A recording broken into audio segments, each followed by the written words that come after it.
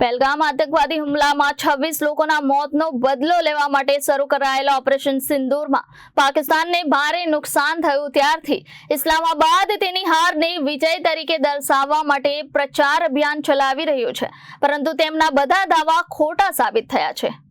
ભૂગુપ્તચર નિષ્ણાત ડેમિયન સિમોને ભારત વિશેના એક દાવાની હકીકત તપાસી, જ્યારે પાકિસ્તાન ફરી એકવાર શરમજનક સ્થિતિમાં મુકાયું છે। કેટલાક પાકિસ્તાની અહેવાલોમાં દાવો કરવામાં આવ્યો છે કે ગયા મહિને 4 દિવસના લશ્કરી સંઘર્ષ દરમિયાન તેની સેનાએ ભારતના આદમપુર એરબેઝ પર હુમલો કર્યો હતો।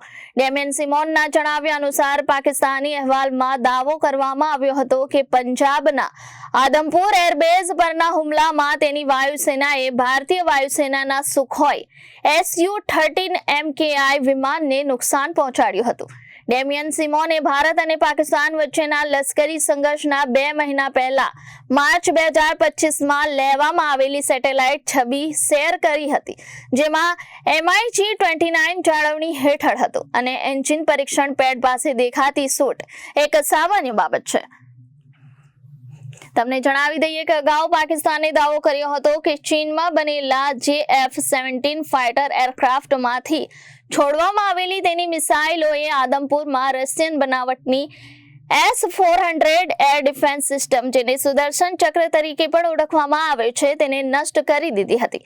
પાકિસ્તાનના દાવાનો પર્દાફાશ 13 મેના રોજ વડાપ્રધાન નરેન્દ્ર મોદીની આદમપુર એરબેઝની મુલાકાતથી થયો હતો। પીએમ મોદી એરબેઝ પર વાયુસેનાઓને સંબોધિત કર્યા હતા અને તેમની પૃષ્ઠભૂમિમાં S-400 એર ડિફેન્સ સિસ્ટમ અકબંધ હતી। ભારતના વાયુસેના મથકો પર પાકિસ્તાની ડ્રોન અને મિસાઇલોના હુમલાને નિષ્ફળ બનાવવામાં S-400એ મહત્વપૂર્ણ ભૂમિકા ભજવી હતી। અગાઉ પાકિસ્તાની સેનાએ એક સેટેલાઇટ છબી જાહેર કરી હતી, જેમાં આદમપુર એરબેઝનો S-400ને નુકસાન પહોંચાડવાનો દાવો કરવામાં આવ્યો હતો।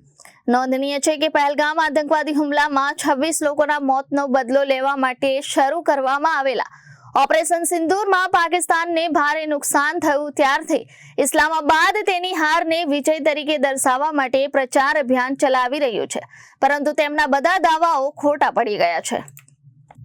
Bureau report, Janadesh news.